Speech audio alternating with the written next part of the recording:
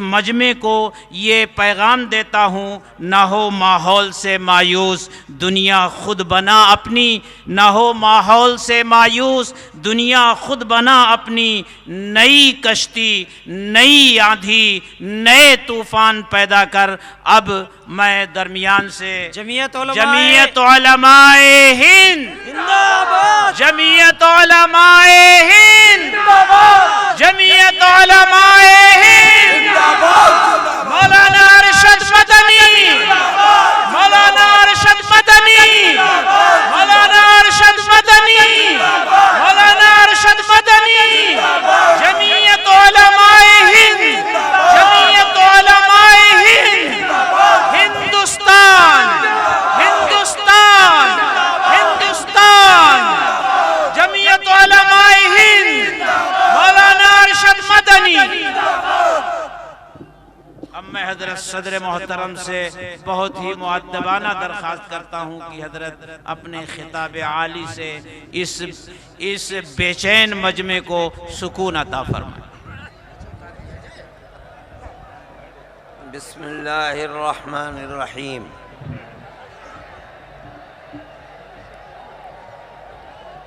الحمد للہ نحمده ونستعینه ونستغفره ونؤمن به ونتوکل علیہ ونعوذ باللہ من شرور انفسنا ومن سیئات اعمالنا، من يهده الله فلا مضل له ومن يضلله فلا هادي له، ونشهد أن لا إله إلا الله وحده لا شريك له، ونشهد أن سيدنا ومولانا محمدا عبده ورسوله، أما بعد، علماء کرام، شہر کے معززین حضرات اور خاص طریقے پر صوبہ مہاراشٹر کے ہر گوشے سے آئے ہوئے بے شمار مہمانان کرام، آپ حضرات کا اس میدان میں اس صوبے کی جمعیت علماء کی طرف سے دعوت پر یہاں اتنی بڑی تعداد میں جمع ہو جانا، یہ اگر ایک طرف جمعیت علماء مہاراشٹر کی حسن کارکردگی، اس کے عہدیداران کا اخلاص و للہیت سامنے پیش کرتا ہے، تو دوسری طرف جماعت کی پالیسی پر آپ حضرات کے بھرپور اعتماد کی دلیل ہے۔ میں اگر یہ بات کہوں کہ جمعیت علماء جو ہمارے اکابر کی امانت ہے، اس جماعت کے سوا کسی غیر سیاسی جماعت کے اندر اور اس کی آواز میں یہ طاقت نہیں ہے کہ اس طرح اتنی بڑی تعداد میں افراد خود اپنے پیسے کو خرچ کر کے اور اس طرح اس میدان میں جمع ہوں۔ اگر کوئی جماعت اپنے اندر یہ طاقت رکھتی ہے تو وہ جمعیت علماء ہے، جمعیت علماء کے علاوہ کسی اور جماعت کے اندر یہ طاقت نہیں ہے۔ میں یہ سمجھتا ہوں کہ یہ اللہ کا فضل اور ہمارے ان اکابر کا در حقیقت کردار ہے جو اگرچہ وہ دنیا سے چلے گئے لیکن آج تک وہ ہمیں نظر آ رہا ہے۔ ہم ان کے ساتھ اپنے والہانہ تعلق کو قیامت کے دن میدان محشر میں اللہ کی رحمت سے قربت کا ذریعہ سمجھتے ہیں۔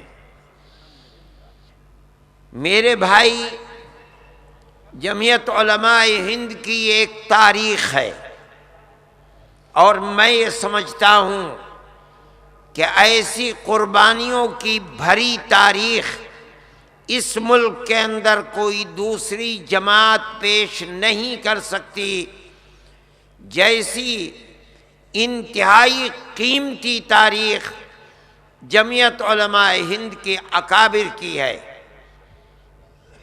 اس ملک کے اندر کانگریس، جو حقیقت یہ ہے کہ اس کی ایک تاریخ ہے اور اس نے اس ملک کی آزادی کے لیے کام کیے ہیں۔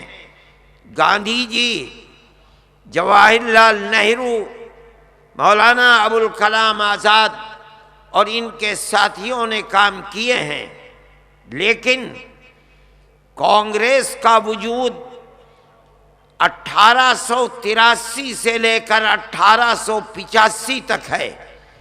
1885 میں ان کا سب سے پہلا جلسہ دلی کے اندر ہوا ہے، لیکن وہ علماء جو اپنی ہتھیلی پر اپنا سر رکھ کر، سر سے کفن باندھ کر ملک کی آزادی کے لیے میدان میں کام کر رہے تھے، ان کی تاریخ کا سلسلہ 1803 سے شروع ہوتا ہے، جب حضرت شاہ عبدالعزیز صاحب محدث دہلوی رحمۃ اللہ علیہ نے یہ اعلان کیا تھا کہ آج ہمارا ملک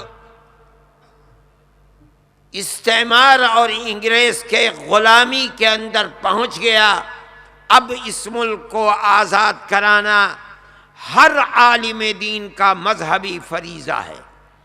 ان کا یہ اعلان 1803 کے اندر تھا، اور مسلمان اپنی تاریخ کو بھلا بیٹھا ہے۔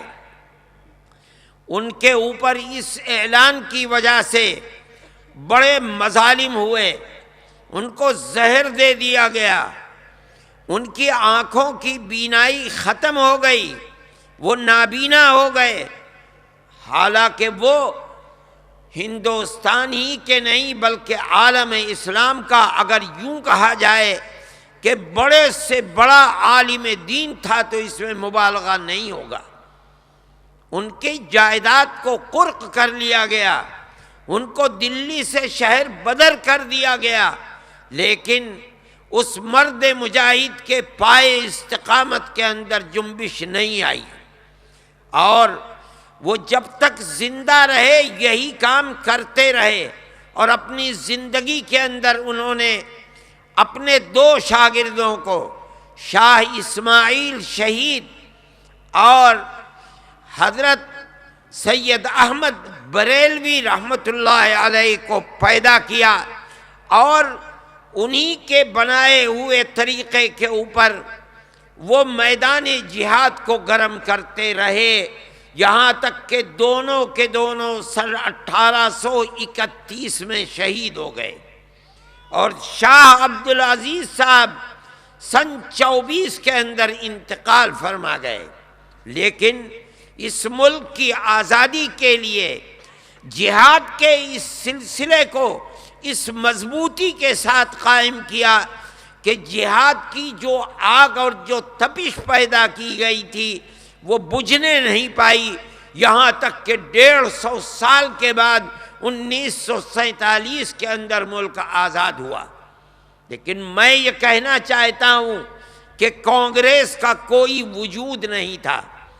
کانگریس تو 80 سال کے بعد کانگریس نے جنم لیا ہے، اور اگر آپ تاریخ کو اٹھا کر دیکھیں گے تو یہ لوگ علماء اور مسلمان تو سن 1831 میں، پھر اس کے بعد برادران وطن کو اپنے ساتھ لے کر 1857 میں میدان جہاد کو گرم کر رہے تھے، جام شہادت نوش کر رہے تھے، اور ملک کی آزادی سے کم کسی چیز کے لیے تیار نہیں تھے۔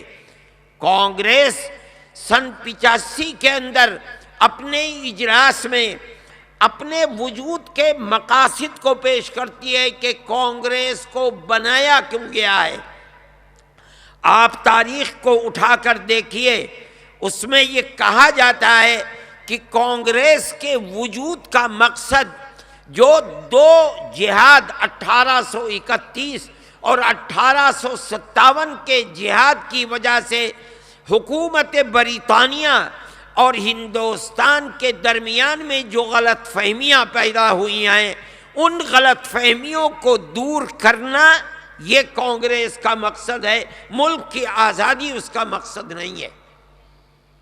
آپ تاریخ کو اٹھا کر دیکھ لیجئے، کانگریس کو ملک کی آزادی کے لیے میدان میں ہاتھ پکڑ کر اٹھانا یہ مسلمان کا اور علماء کا کام ہے، ورنہ کانگریس کے اندر یہ دم خم نہیں تھا۔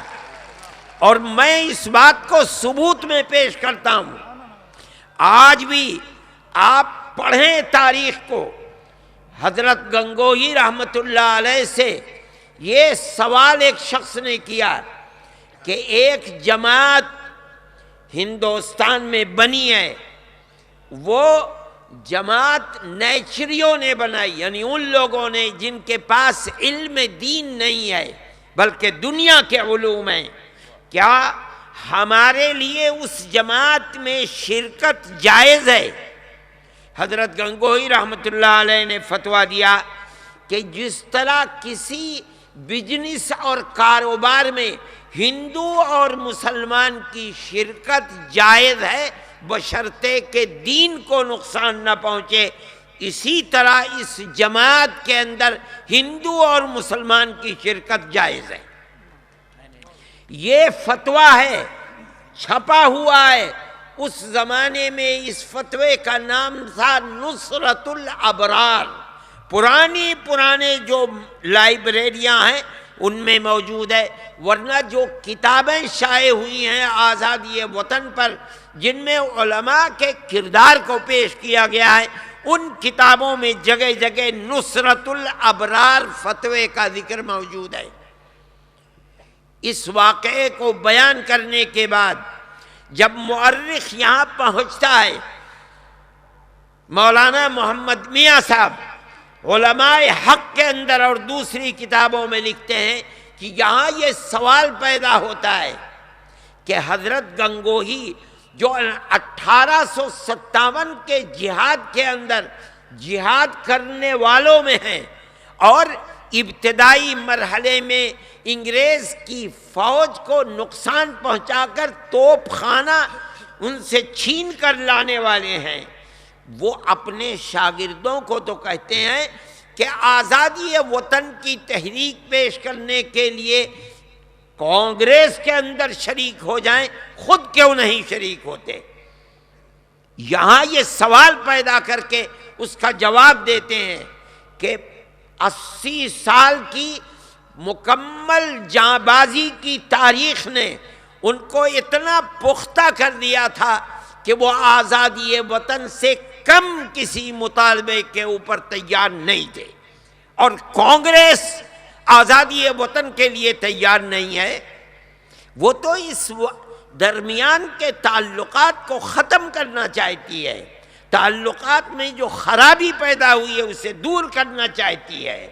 اس لیے انہوں نے اپنے شاگردوں کو کہا کہ اس کے اندر شریک ہو، اور شریک ہو کر کے آزادی وطن کے لیے اس کو کھڑا کرو۔ اور ان کا یہ دلچسپی ان کی اس سلسلے کے اندر کارگر ہوئی، یہاں تک کہ کانگریس کے ہاتھ کو پکڑ کر آزادی وطن کے لیے کھڑا کر دیا گیا۔ یہ مسلمان کا کردار ہے، مسلمان کی تاریخ ہے، لوگ جانتے نہیں ہیں۔ دریا گنج کے اندر حکیم اجمل خان اور دوسرے لوگوں کے یہاں ساری کانگریس ان کے یہاں پڑی رہتی تھی، گاندھی جی وہیں آتے تھے، وہیں نہرو آتے تھے، یہ لوگ آتے تھے، اور کانگریس کے پاس اتنا پیسہ نہیں ہوتا تھا کہ وہ اپنے پروگراموں کو چلا سکے۔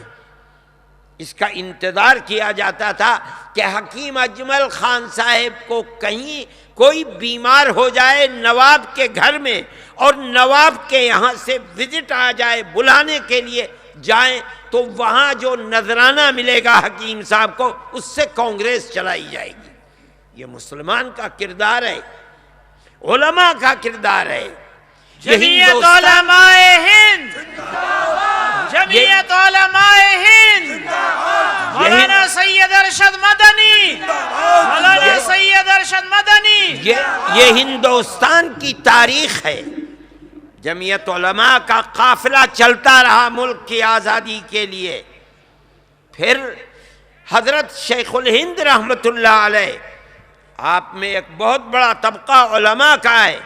حضرت شیخ الہند رحمۃ اللہ علیہ وہ انسان ہے جس کے آگ کے دل کے اندر آزادی وطن کی آگ جل رہی ہے۔ وہ آدمی اس ملک کے لیے جو کچھ کرتا رہا ہے، میں کہتا ہوں کہ کوئی اور لیڈر ملک کا یہ نہیں ثابت کر سکتا کہ ملک کی آزادی کے جرم میں انگریز کی جیل میں 7 سمندر پار، مالٹا کی جیل میں 3 سال 7 مہینے کی قید بامشقت کسی انسان نے گزاری ہو، اگر ہے تو وہ آپ کے استاد الاساتذہ شیخ الہند کی شخصیت ہے، جو اپنے 4 ساتھیوں کے ساتھ مالٹا کی جیل میں رہے۔ اور قصور کیا تھا؟ کوئی قصور نہیں تھا۔ ملک کی آزادی کے لیے کیوں تانے بانے بن رہے ہو؟ ابھی آپ محمود صاحب آئے، یہ محمود صاحب بھی جس خاندان کے چشم و چراغ ہیں، حکیم نصرت حسین صاحب ان کے آبا و اجداد کے اندر تھے، جو حضرت شیخ الہند رحمۃ اللہ علیہ کے ساتھ مالٹا کی جیل میں تھے، اور ان کے 4 شاگردوں میں وہی شخص تھے جن کا انتقال مالٹا کے اندر ہوا اور مالٹا ہی کی سرزمین میں مدفون ہے۔ یہ مسلمان کی تاریخ ہے، لیکن مسلمان نے بھلا دیا اپنی اس تاریخ کو۔ جو قوم اپنی اور اپنے بزرگوں کی تاریخ کو یاد نہیں رکھتی، وہ قوم کبھی اپنے لیے سیدھے راستے کو متعین نہیں کر سکتی۔ میں کہتا ہوں یہ حقیقت ہے کہ ملک کی آزادی کے بعد اس ملک کو کینسر لگ گیا، اور وہ کینسر تھا فرقہ پرستی کا کینسر، جس نے اس ملک سے مسلمان کی تاریخ کو مٹایا ہے، اور اس طرح مٹایا کہ آج مسلمان ہی اپنے باپ دادا کی تاریخ کو نہیں سمجھتا ہے۔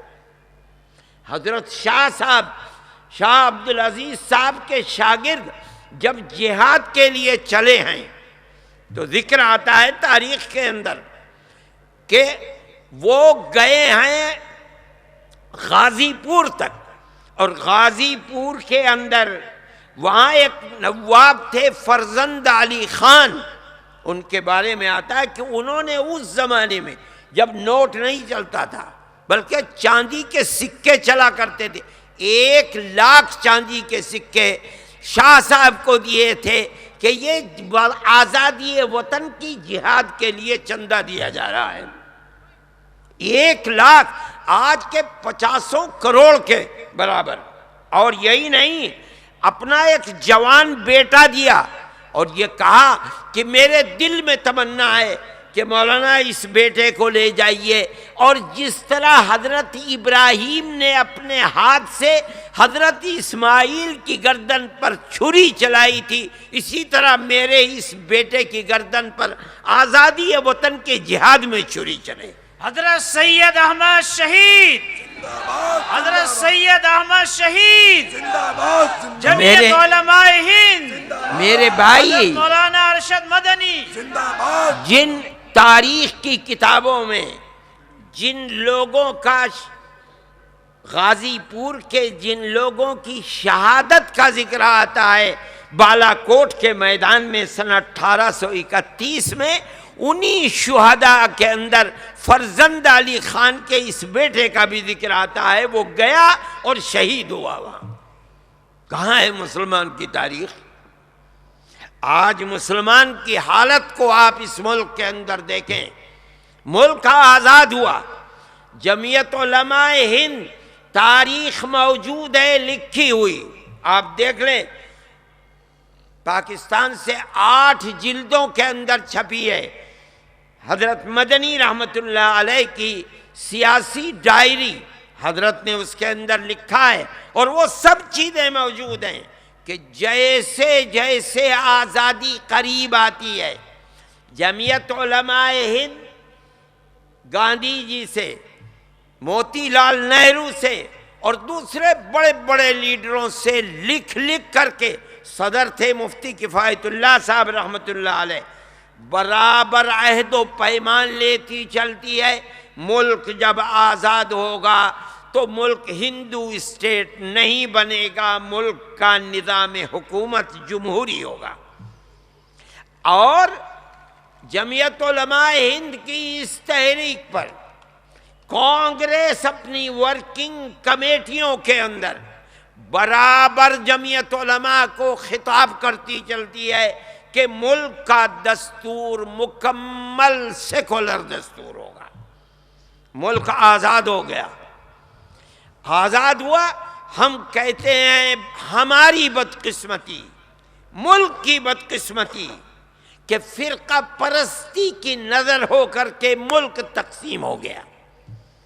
ملک تقسیم ہوا، ایک طاقت ابھری، میں نام لوں گا تو فتنہ کھڑا ہوگا، جسے دیکھنا ہے مولانا آزاد کی کتاب کو دیکھے۔ جس طاقت نے ابھر کر یہ چاہا کہ ملک کا نظام سیکولر نظام نہ بنے، بلکہ ملک کا نظام ہندو اسٹیٹ کی طریقے پر آئے۔ جمعیت علماء ہند تنہا وہ جماعت تھی جو پکڑ کر بیٹھ گئی۔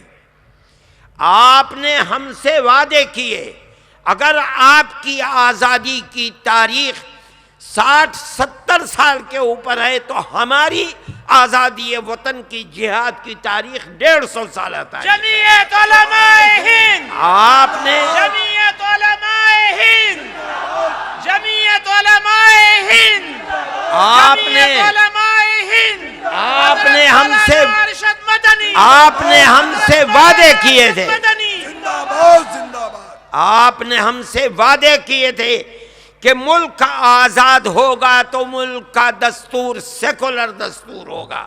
آپ بنائیے جو آپ نے ہم سے وعدے کیے ہیں۔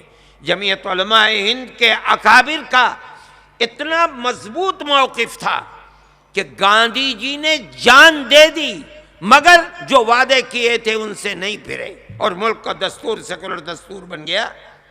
ملک کا سیکولر دستور بننا یہ جمعیت علماء کی بالکل بنیادی ملک کی خدمت ہے۔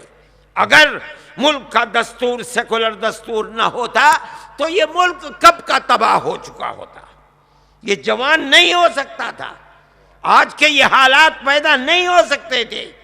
جب اس ملک کے حالات بالکل ابتدائی تھے اور طاقت نہیں تھی، اگر اسی وقت یہ بات آ جاتی کہ ملک کا دستور سیکولر دستور نہیں، ہندو اسٹیٹ ہے، جس کو رہنا ہے ہندو بن کر رہنا ہے، ملک ختم ہو چکا ہوتا۔ جمعیت علماء ہند اس وقت بھی سیکولر دستور کی محافظ تھی۔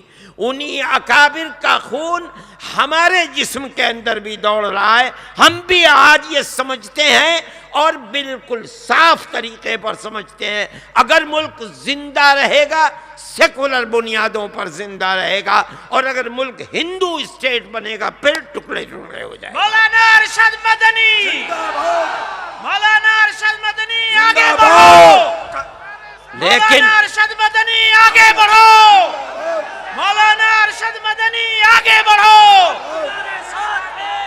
لیکن آج بھی ملک کے اندر ایک طاقت ہے، اور یہ طاقت آج کی نہیں ہے، آج سے 65 سال پہلے اس وقت کی یہ طاقت ہے، اور یہ طاقت پلتی رہی، بڑھتی رہی، آج بھی بڑھ رہی ہے۔ جمعیت علماء ہند وہ جماعت ہے جس نے اس وقت سے لے کر آج تک حکومتوں کو متنبع کیا ہے، کرتی رہی ہے۔ جمعیت علماء ہند بار بار اس کی تجویزوں کو پڑھو اٹھا کر کے، یہ کہہ رہی ہے، کانگریس گورنمنٹ سے کہتی تھی،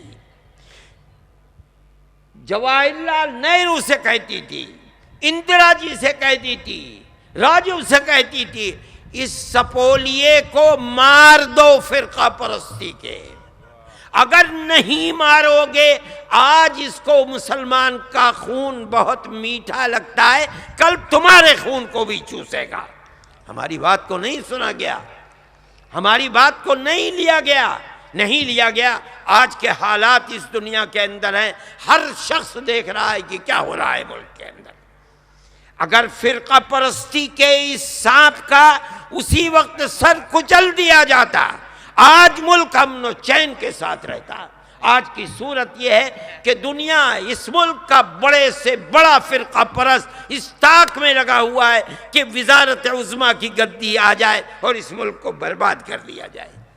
مولانا ارشد مدنی، ہم کہتے تھے مولانا ارشد مدنی، فرقہ پرستی مرد آباد، فرقہ پرستی مرد آباد، مرد آباد، مرد آباد، فرقہ پرستی مرد آباد۔ میرے بھائی، فرقہ پرستی ہی وہ کینسر ہے ملک کا جو ملک کو لگا ہوا ہے۔ آج تجاویز آپ کے سامنے ہیں، ان تجاویز کو پڑھا گیا، پڑھ کر سنایا گیا، آپ نے ان تجاویز کی تائید کی ہے۔ میں کہتا ہوں کہ آپ کے اتنے بڑے اجتماع کی آواز بغیر کسی واسطے کے حکومتوں تک پہنچ رہی ہوگی اور پہنچے گی، لیکن میں یہ کہتا ہوں، پھر کہتا ہوں کہ اقتدار کی کرسی پر بیٹھنے والوں کا ذہن اگر فرقہ پرستی سے پاک ہو جائے، ملک میں کوئی مسئلہ نہیں ہے۔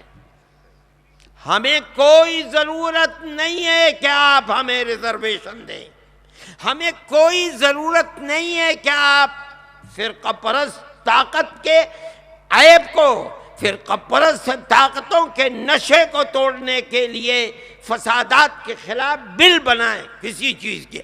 ہمیں صرف عدل و انصاف کی ضرورت ہے۔ فرقہ پرستی کو ختم کرو۔ ایک انسان ہونے کی حیثیت سے اس ملک کے اندر مسلمان رہتا ہے، کہیں باہر کا آیا ہوا نہیں ہے۔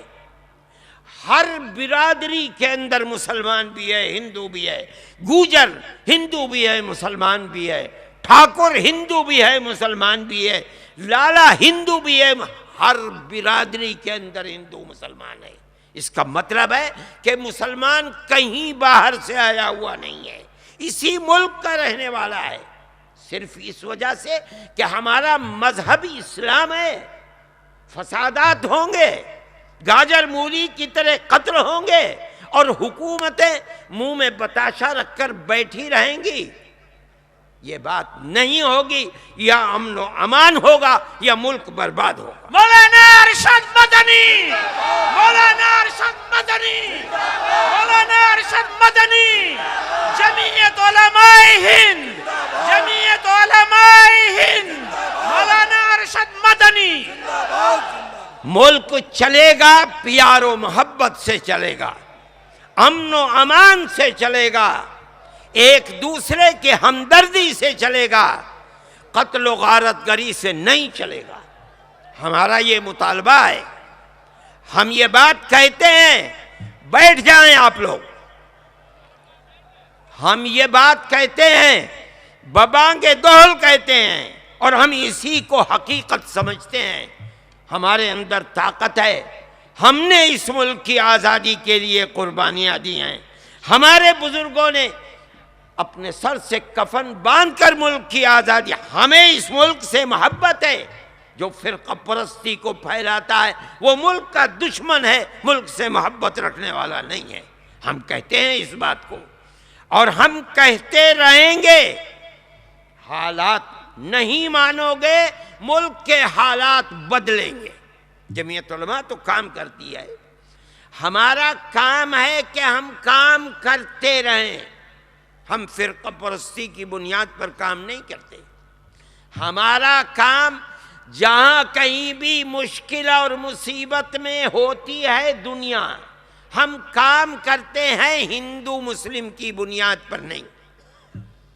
3 سال پہلے بنگال کے اندر سمندری طوفان آ گیا، اور گھس کے آبادیوں کے اندر ساری زمین شور ہو گئی، نمکین ہو گئی، ساری چاول کی کھیتی برباد ہو گئی، مکانات اجڑ گئے۔ ہم نے جا کر کے کام کیا اور 3 مہینے تک ہم کام کرتے رہے۔ ہمارے ایک ایک کیمپ کے اندر 2700 آدمی